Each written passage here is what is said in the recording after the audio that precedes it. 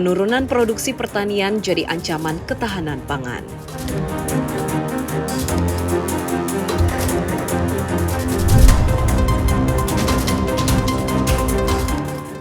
Indeks Pembangunan Kebudayaan Maluku Utara tahun 2023 mengalami peningkatan.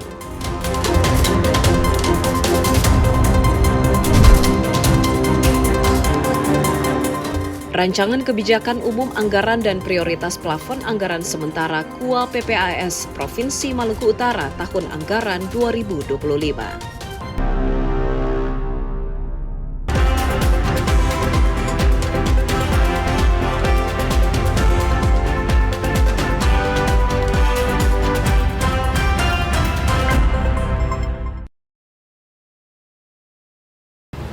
Selamat malam pemirsa, program Maluku Utara Sepekan kembali hadir untuk mengisi ruang informasi Anda. Edisi Minggu 21 Juli 2024, kali ini bersama saya Cetiza Lumingkawas. Beragam informasi menarik dalam sepekan ini akan kami hadirkan khusus untuk Anda. Dan inilah informasi selengkapnya dalam Maluku Utara Sepekan.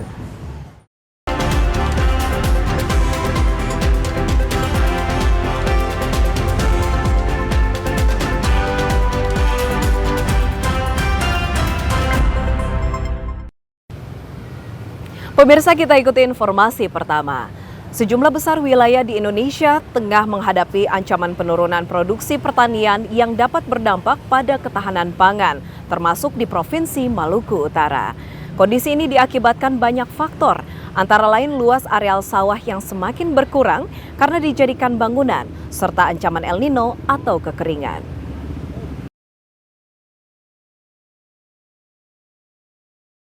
Secara nasional, sejumlah besar wilayah di Indonesia sedang mengalami penurunan produksi pertanian, khususnya tanaman pangan. Hal ini diakibatkan oleh banyak faktor, diantaranya luas areal sawah yang semakin berkurang, di mana areal sawah saat ini banyak dijadikan bangunan pabrik dan lainnya. Selain itu, faktor irigasi semakin mengecil, sehingga butuh pemeliharaan kembali dan varietas unggul yang sudah banyak dilepas namun belum sampai ke petani sehingga masih menggunakan varietas lokal dengan produksi rendah. Hal ini akan sangat berdampak pada ketahanan pangan di daerah, termasuk di Provinsi Maluku Utara, apalagi dengan adanya ancaman El Nino atau kekeringan. Untuk itu, Balai Besar Pengujian Standar Instrumen Padi Kementerian Pertanian pun turut merekomendasikan sejumlah upaya yang diharapkan dapat mengantisipasi kondisi ini, serta perluasan areal taman dengan menggunakan lahan yang tidak produktif dan menggunakan metode tumpang sari. Sementara permasalahan kekeringan dapat diantisipasi dengan perpompaan. Kalau secara nasional kita sedang mengalami penurunan produksi gitu kan. Itu banyak faktor-faktor diantaranya kita luas areal sawah itu semakin berkurang karena banyak areal sawah sekarang dijadikan untuk bangunan, kemudian untuk pabrik dan yang lainnya gitu kan. Nah kemudian kita kalau secara nasional juga itu faktor irigasi gitu kan. Di beberapa daerah untuk irigasi itu semakin semakin mengecil gitu kan. Jadi sehingga harus ada perbaikan pemeliharaan intinya seperti itu. Kemudian varietas unggul juga. Varietas unggul yang sudah banyak kita lepas itu ada beberapa daerah belum sampai ke daerah. Jadi petani itu masih menggunakan varietas lokal. Varietas lokal itu kan dengan umur yang panjang, kemudian produksi rendah. Makanya kita anjurkan untuk menggunakan varietas unggul. Nah itu.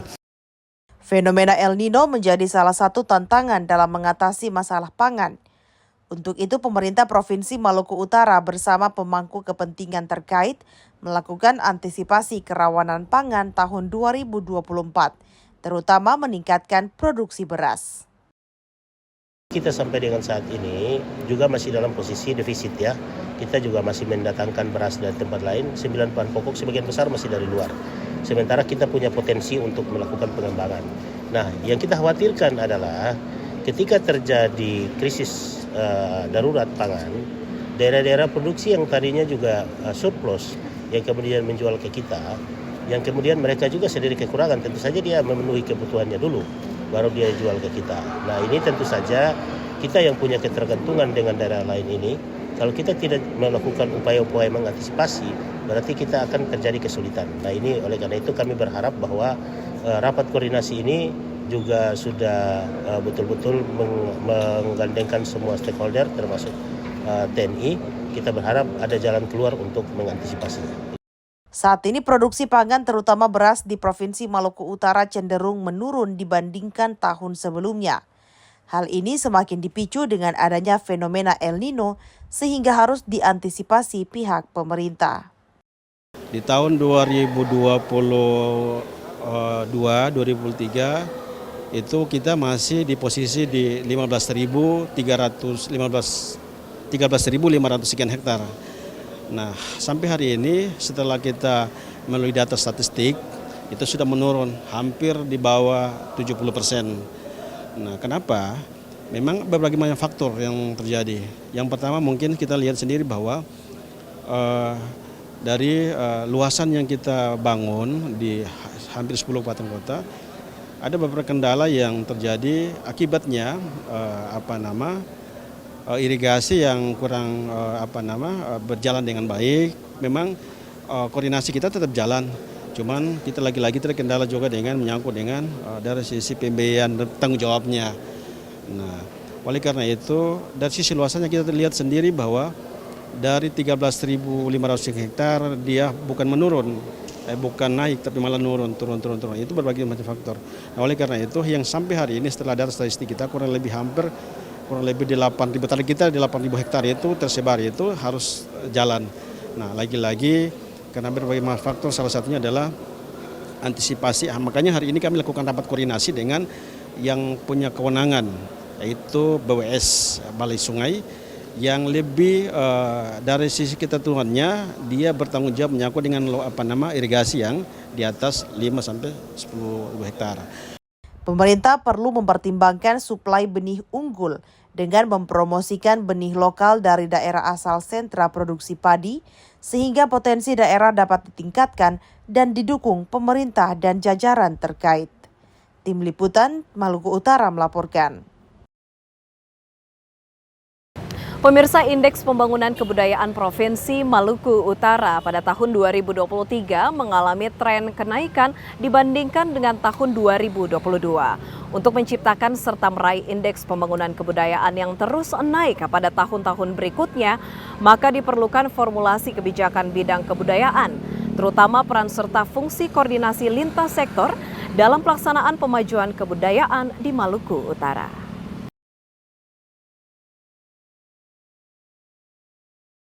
Indeks Pembangunan Kebudayaan IPK disusun berdasarkan pada Undang-Undang Nomor 5 Tahun 2017 tentang pemajuan kebudayaan yang diantaranya membahas tentang unsur pemajuan kebudayaan, 10 objek pemajuan kebudayaan OPK, ekosistem kebudayaan dan pengarus utamaan kebudayaan dari hulu ke hilir.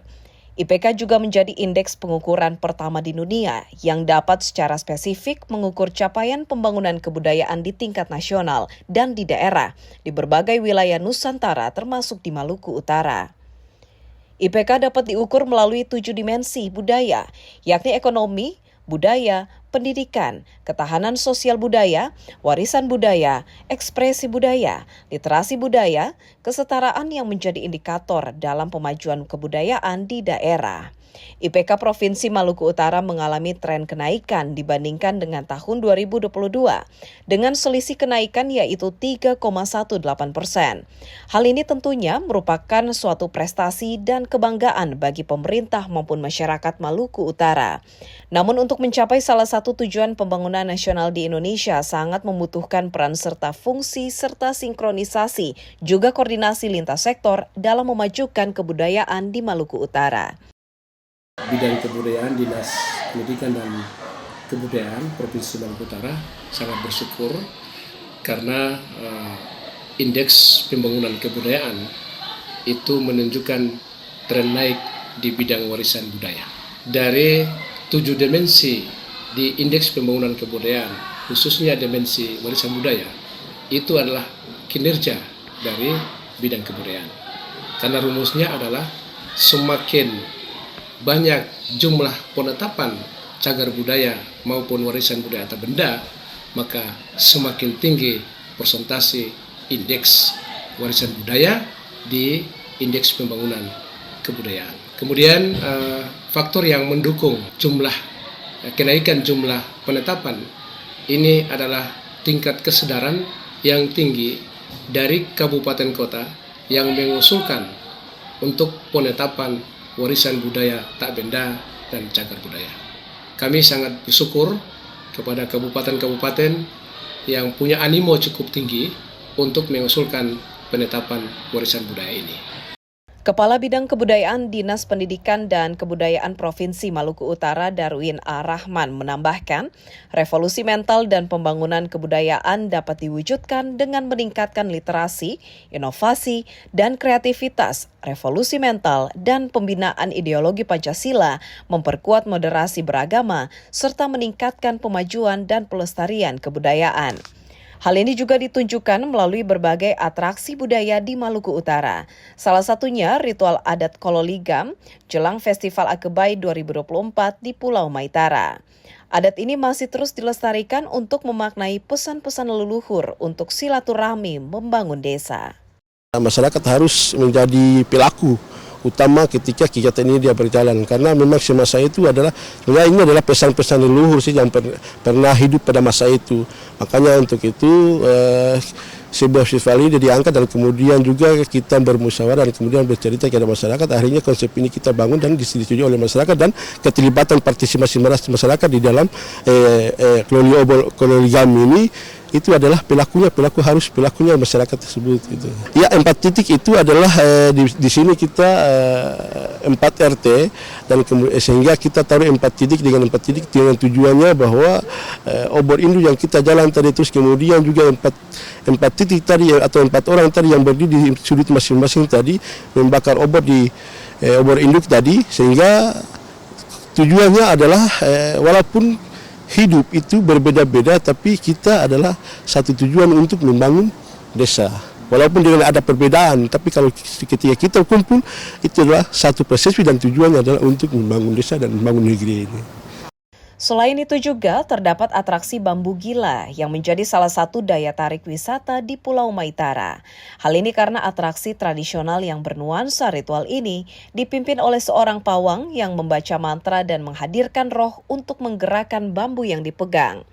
Roh yang hadir pun merupakan roh leluhur, sehingga orang yang memegang bambu harus memiliki kekuatan fisik dan berjumlah ganjil, baik 5 atau 7 orang.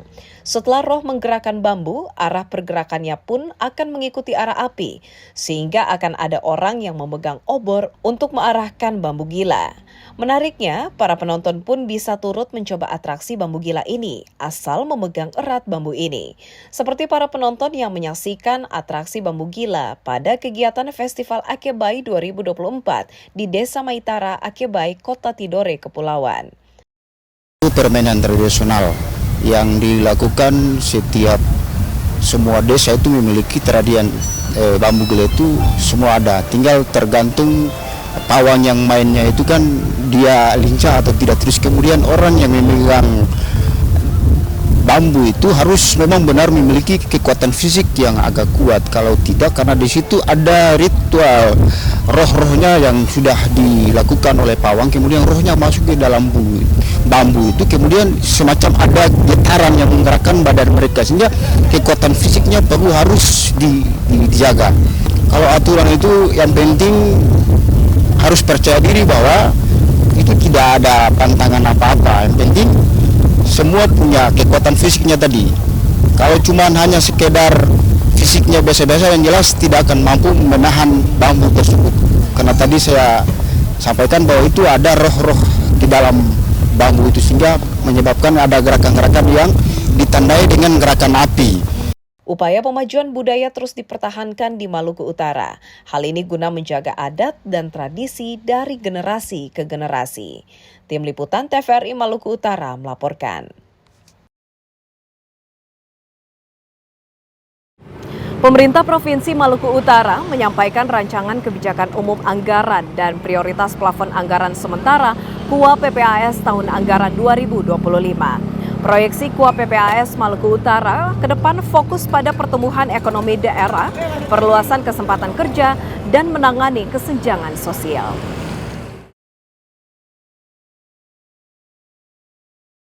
Rancangan Kebijakan Umum Anggaran dan Prioritas Plafon Anggaran Sementara Tahun Anggaran 2025 telah disampaikan penjabat Gubernur Samsudin Kadir pada rapat paripurna bersama DPRD Provinsi Maluku Utara.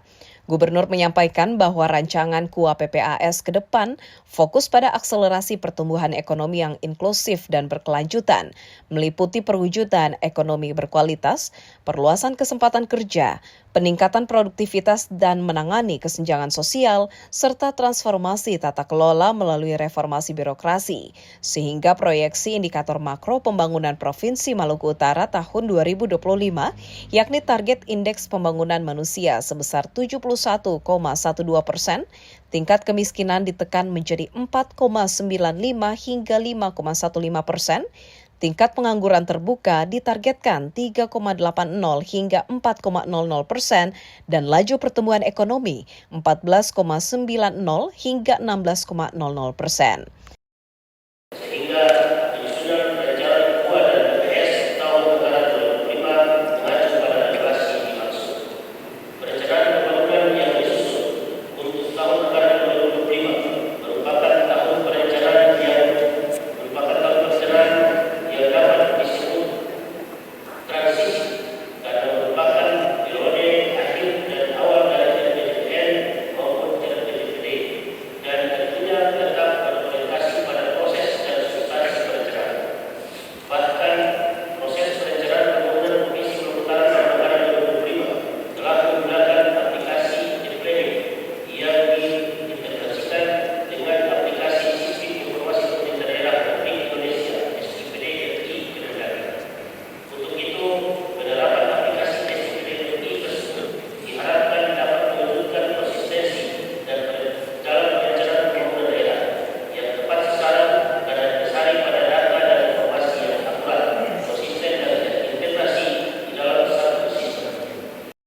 Sebelumnya, Ketua DPRD Provinsi Maluku Utara Kuntu Daud menerima penyampaian Kebijakan Umum Anggaran atau KUA dan Rancangan Prioritas Plafon Anggaran Sementara atau PPAS dari penjabat Gubernur Maluku Utara Samsudin Kadir.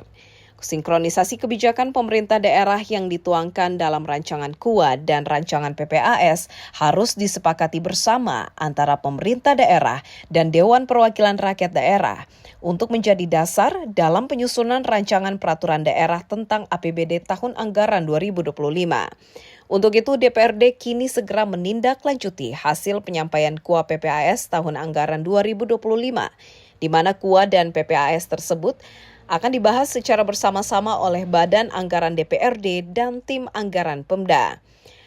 Dijadwalkan pada rapat internal Banggar, sehingga diupayakan pada bulan Agustus mendatang dapat segera ditandatangani nota kesepakatan tentang KUA dan PPAS antara Gubernur dan DPRD Provinsi Maluku Utara sebagai dasar dalam penyusunan RKAS KPD untuk selanjutnya dapat disusun rancangan APBD tahun anggaran 2025.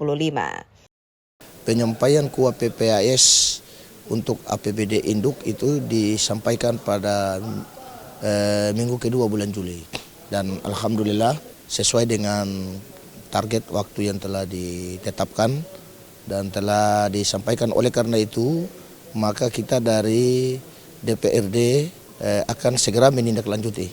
Jadi agenda kita insya Allah menindaklanjuti hasil penyampaian KUA PPAS tadi. Besok kita sudah jadwalkan untuk rapat internal Banggar untuk membahas kelanjutan daripada pembahasan KUA PPAS tadi.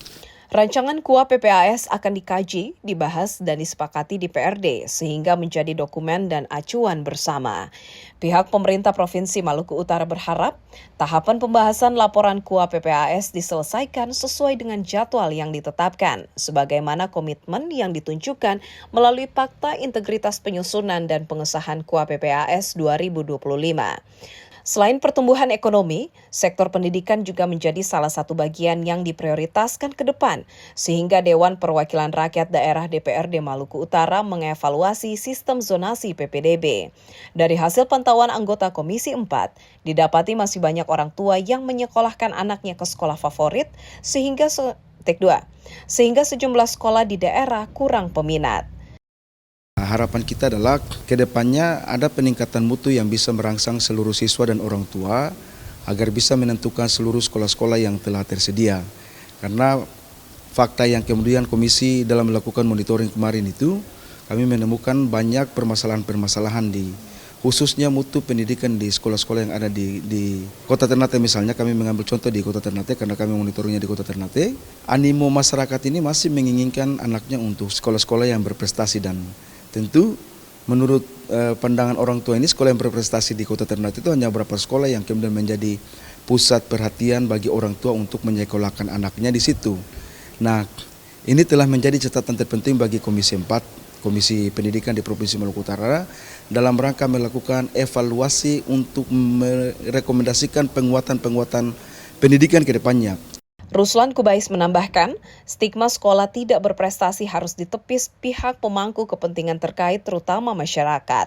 Untuk itu layanan dan fasilitas sekolah terutama di daerah 3T harus ditingkatkan agar setiap anak memiliki hak dan kewajiban yang sama dalam menempuh pendidikan yang layak. Polemik di sektor pendidikan di Maluku Utara juga akan disampaikan ke pemerintah Provinsi Maluku Utara dengan harapan segera ditindaklanjuti. Tim Liputan TVRI Maluku Utara melaporkan.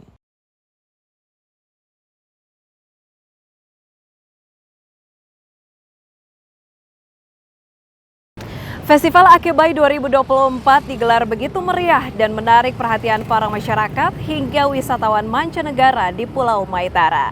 Lalu apa saja kegiatan dan keseruan pelaksanaan event yang bertajuk Wisata Alam, Adat dan Budaya ini? Selengkapnya kita ikuti tayangan bersama reporter Megumi Nayoan dan juru kamera Novia Suryani berikut ini. Pemirsa, pariwisata menjadi salah satu sektor yang sangat berkembang pesat saat ini. Apalagi dengan kondisi Indonesia yang kaya akan potensi alam yang ada. Dan saat ini saya berada di Desa Wisata Akebai Maitara di Pulau Maitara, Provinsi Maluku Utara. Dan ini merupakan salah satu desa yang masuk dalam 75 desa wisata terbaik, desa wisata berkelas dunia untuk Indonesia Bangkit Anugerah Desa Wisata Indonesia tahun 2023. Ada apa saja potensi desa yang diangkat di sini, apalagi dengan dilaksanakannya Festival Akebai 2024 yang tentunya bertajuk dengan wisata, budaya, adat, dan juga tradisi yang ada di tengah masyarakat saat ini. Kita akan berbincang bersama dengan Kepala Desa Maitara, Pak Safrisal Ibrahim Esos. Baik, salam jumpa Pak Kades. Ya. Terkait dengan desa wisata Akebai Maitara ini, tentunya tidak asing lagi bagi masyarakat karena ini adalah pemandangan di uang Rp1.000, Pak.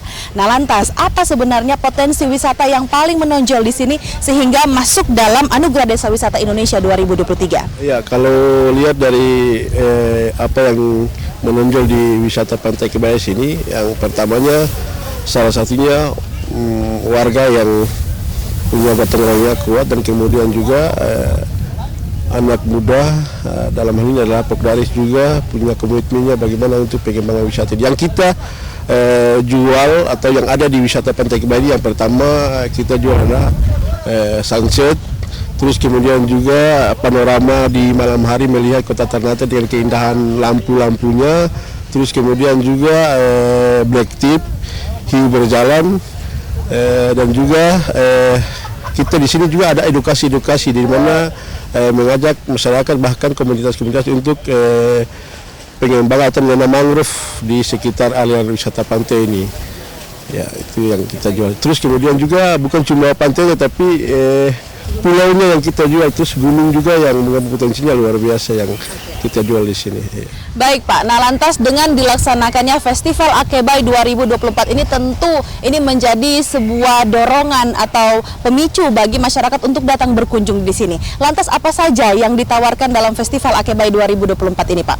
Iya, kalau untuk festival di Akebai ini ya kita tawarkan adalah konten-konten yang memang sudah disusun sama-sama dengan teman-teman komunitas, dalam ini adalah literasi digital, dan kita kolaborasi dengan konten ini sehingga dengan flyer-flyer sebelum masuk dalam acara ini kita sudah siap di 4 bulan sebelumnya itu, sehingga kita lepas flyernya dengan media sosial, akhirnya mungkin dari pengunjung atau dimanapun bisa melihat flyer ini dan kemudian juga datang di festival ini. Karena yang utamanya adalah bagaimana kita menariknya pengunjung di sini adalah dengan sisi kita jual ya budaya-budaya yang ada di sini di Pulau Maitara ini.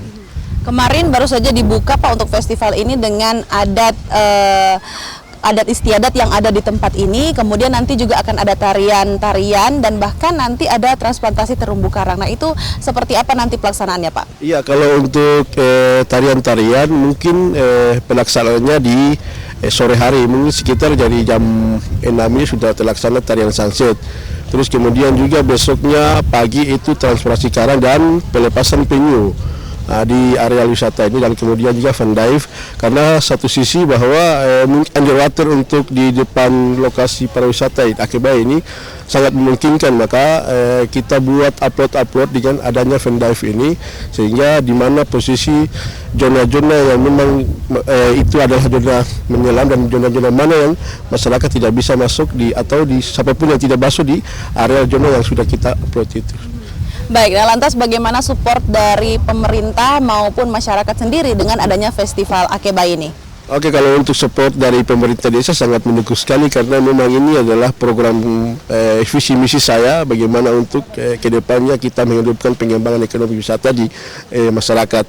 Kalau untuk masyarakat, saya rasa bahwa mungkin kesadarannya sudah mulai lahir, sehingga apapun yang direncanakan oleh pemerintah desa untuk program melalui dengan APBDes ke lokasi pariwisata ini, masyarakat sangat mendukung, dan itu kita buat musyawarah dan disetujui oleh masyarakat.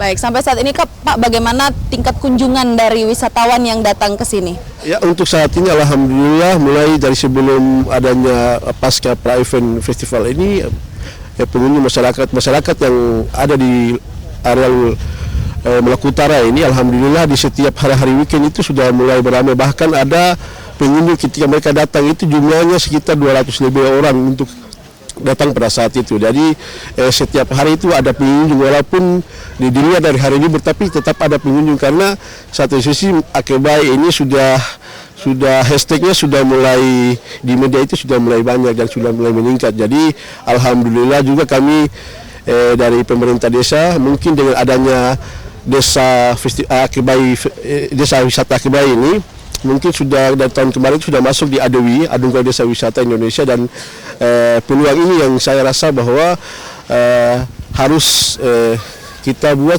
sebagaimana mungkin supaya pengunjungnya bisa tertarik, dan ini adalah tanggung jawab dan tantangan besar bagi kami, karena untuk menjawab bagaimana kita sudah masuk di Anugerah Desa Wisata Indonesia. Jadi ini bukan berarti bahwa sebatas di mana kita harus berkembang, tapi ini adalah awal perjalanan Desa Wisata Akebai ini dengan menuju untuk pengembangan wisata berkelanjutan.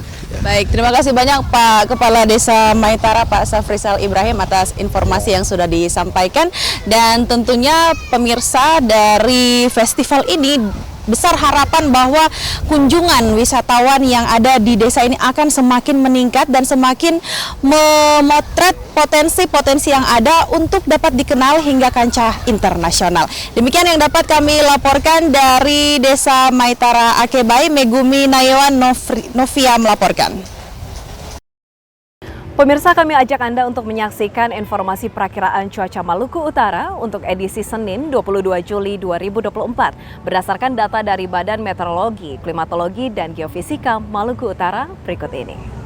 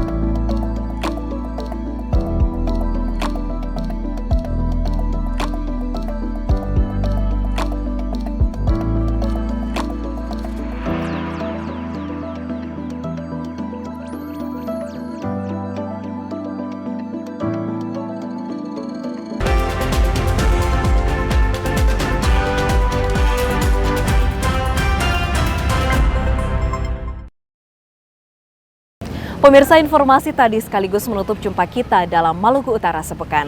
Akhirnya saya Cetiza Lumingkewas bersama seluruh kerabat kerja yang bertugas mengucapkan terima kasih atas perhatian Anda.